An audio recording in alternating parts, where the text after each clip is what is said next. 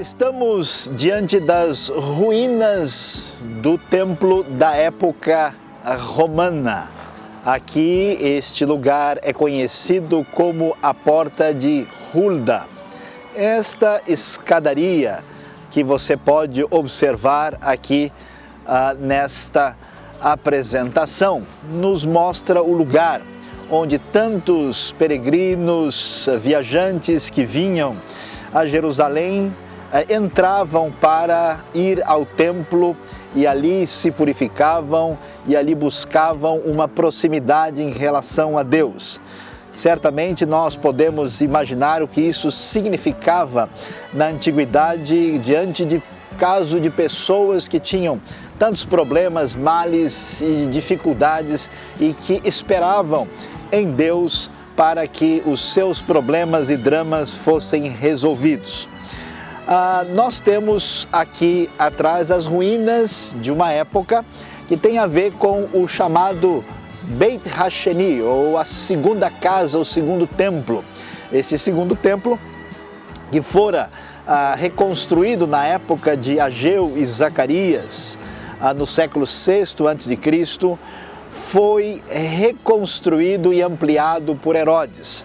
É claro que o que temos hoje é apenas muito pouco em relação ao edifício original, até porque depois da época romana nós tivemos aqui a presença islâmica. A região do templo hoje, a principal área, está marcada pela presença de duas mesquitas que são conhecidas em todo o mundo. Mas o que vamos observar aqui é que exatamente neste lugar era o lugar de esperança muito grande daqueles antigos peregrinos que vinham buscar a Deus em Jerusalém.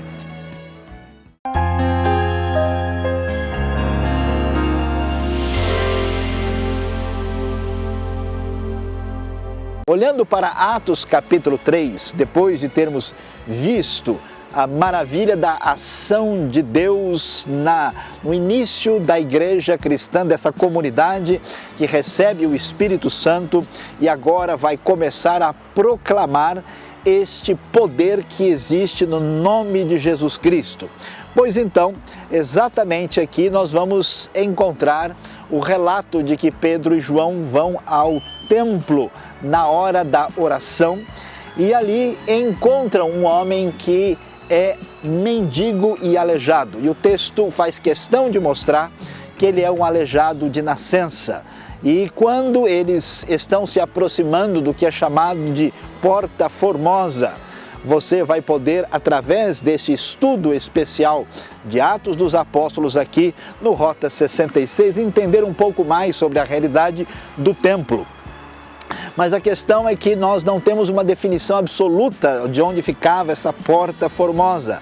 A provável referência mais adequada era a chamada Porta de Nicanor, que seria num lugar mais interno, que nós teremos oportunidade de olhar com atenção ainda nesse estudo.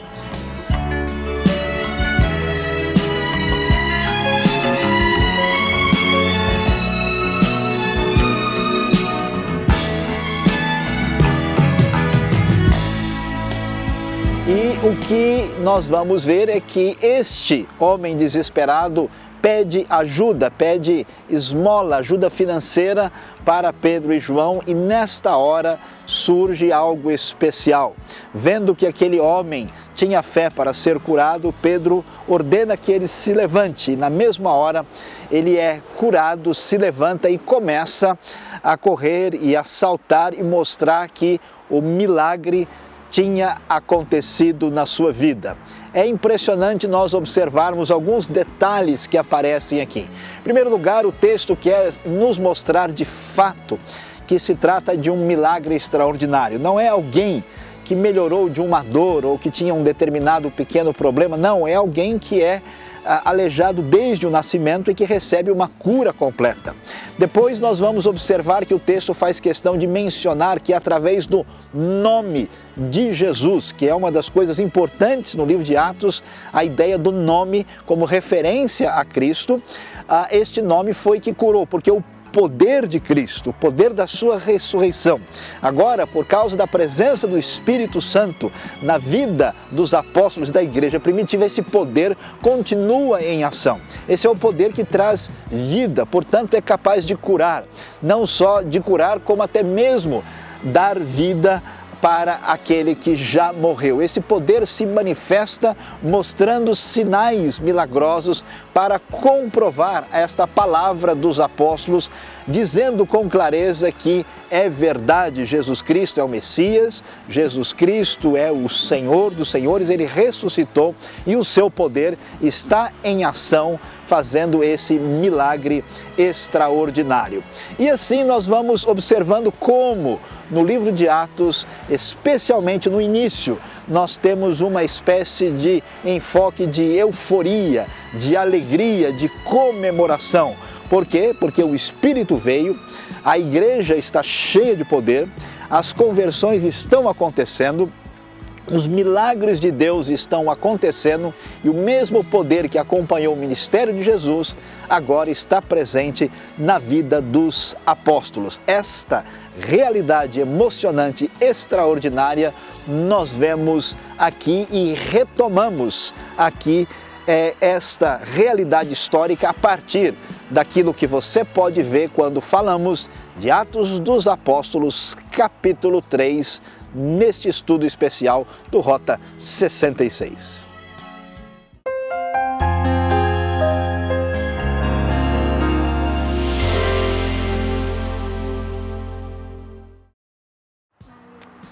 Lucas começa Atos como referência a Lucas.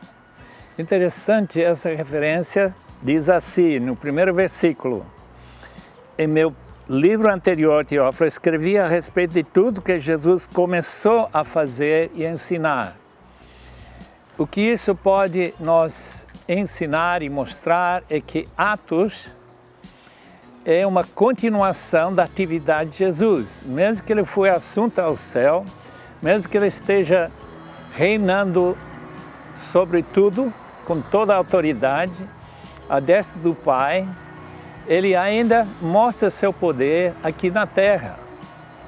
É justamente isso que acontece com esse primeiro milagre dos apóstolos em Jerusalém, nesse local onde nós nos encontramos. A cura desse aleijado pode ser comparado com a cura daquele paralítico de Marcos 2.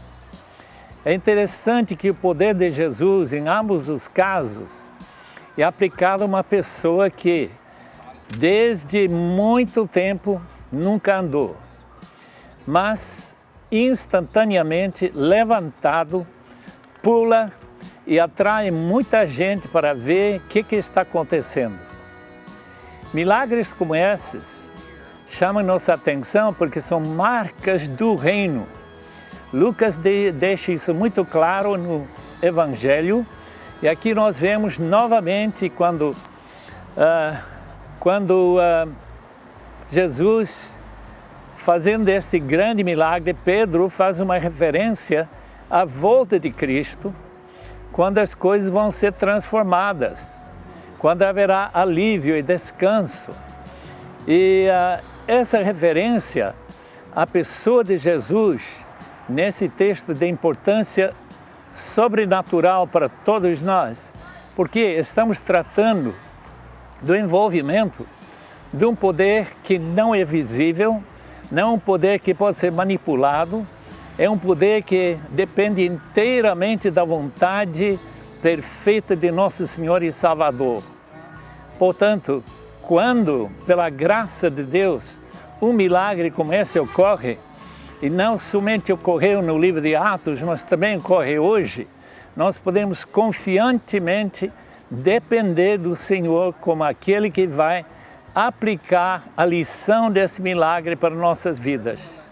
A importância disto é muito grande e nós devemos lembrar-nos que cada vez que Deus opera desta forma, visivelmente, sensivelmente, podemos confiar que Ele que está em controle de todas as coisas, e assim confiamos que Ele também manifeste seu poder Graças a Deus por este milagre que realmente mostrou para os judeus que se aglomeraram, queriam saber como que isso aconteceu.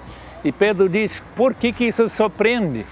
Aquele Senhor Jesus não perdeu seu poder simplesmente porque Ele não é mais visível.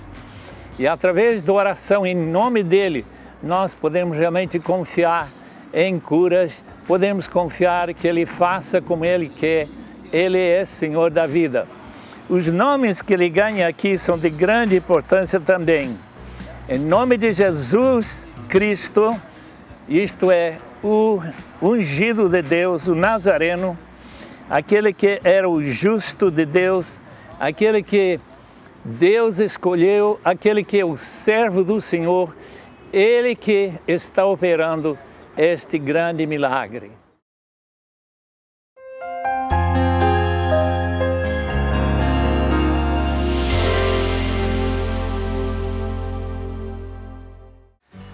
Olhando bem para o cenário do capítulo 3, nós vemos como essa cura milagrosa tem importância fundamental para mostrar o poder que há no nome de Jesus. Olhando para a sequência, nós vamos ver que neste momento Pedro vai ter a oportunidade de falar especificamente sobre o que aconteceu. Isso é muito importante porque ele vai trazer uma mensagem, uma explicação sobre qual é de fato a razão por que esta cura aconteceu, por que esse milagre extraordinário tomou lugar. Isso deve chamar a nossa atenção, porque em toda parte, em qualquer lugar do mundo, em qualquer ambiente religioso, nada é mais fascinante do que curas e milagres. Em qualquer lugar, nós ouvimos falar de pessoas que buscam e que estão interessadas em ver de maneira milagrosa o alívio dos seus sofrimentos e das suas dores.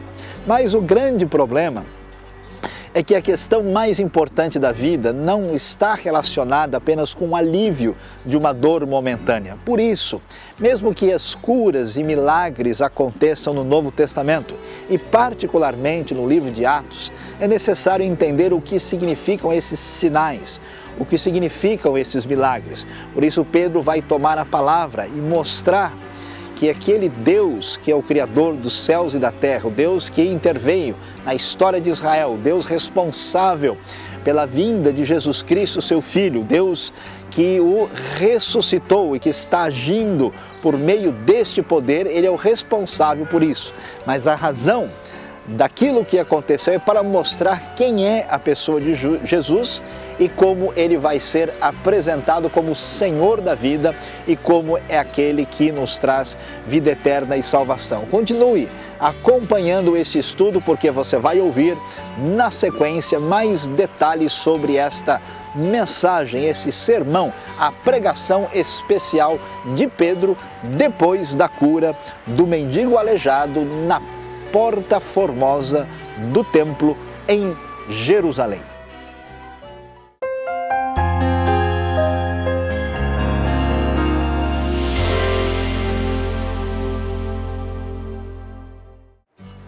Agora eu gostaria de destacar alguns pontos chaves na mensagem de Pedro no capítulo 3 de Atos. A primeira coisa que nos chama a atenção é essa questão, por que surpreende este ato milagroso que não foi de Pedro, mas do próprio Senhor Jesus. A surpresa, porque milagres são muito raros, mas como Jesus Cristo não era conhecido por eles, e eles pensavam que ele tinha que estar lá pessoalmente, realmente foi uma surpresa para eles, mas certamente não foi para Pedro. Segundo ponto, o Deus de Abraão, de Isaac, versículo 13, de Jacó, Deus de nossos pais, glorificou seu servo Jesus. Essa palavra glorificar há uma referência da exaltação de Jesus Cristo, de dar-lhe autoridade e poder, para ele poder fazer milagres se ele quiser. E em nome dele que esse milagre ocorreu. Aqui Pedro entra numa acusação dos judeus por ter negado publicamente o santo e justo, pessoa que não tinha cometido pecado nenhum. E mesmo assim, levaram ele até a cruz. É importante, antes de eles chamar para arrependimento, que eles reconheçam que eles tinham pecado de uma forma tão grosseira e tão horrivelmente. É fato que alguém só pode chegar a Cristo, pode se arrepender, apenas se ele reconhece o mal que ele tem feito. É justamente isso que Pedro quer fazer quando ele diz a respeito deles, que eles libertaram um assassino e negaram, condenaram um justo e santo. Ninguém a não ser o próprio Messias deles. Continuando, agora, irmãos, sei que vocês agiram por ignorância, mas ignorância não é uma desculpa adequada. Eles precisam se arrepender e eles precisam crer nessas profecias dos profetas e que Jesus Cristo, que foi recolhido até o céu, até o destra do Pai, que Ele também há de voltar. Esse ressurreto Senhor vai voltar para reinar aqui na terra, trazendo tempos de alívio, de descanso, de restauração de todas as coisas. Versículo 21. É necessário que ele permaneça no céu até que chegue o tempo que Deus restaure todas as coisas.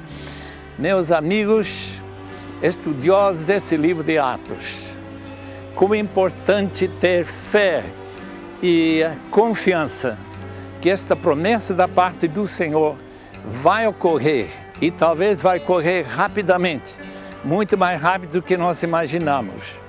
Este tempo de restauração das coisas, mudança da história, fim da era, pode chegar. Jesus tinha prometido que Ele reinaria até todas as coisas fossem colocadas debaixo de seus pés. Isso que nós aguardamos com tanta ansiedade, também chamada a segunda vinda de nosso Senhor Jesus Cristo. Pergunto, você está pronto? Você tem certeza de que Jesus Cristo, mesmo que curou aquele aleijado, também tem curado sua alma, que você está em plena paz com seu Deus através do Senhor Jesus Cristo e que Ele tem passado sua justiça para você? Se esse é seu caso, pode se alegrar-se comigo que realmente nossa situação é de todas as pessoas as mais felizes.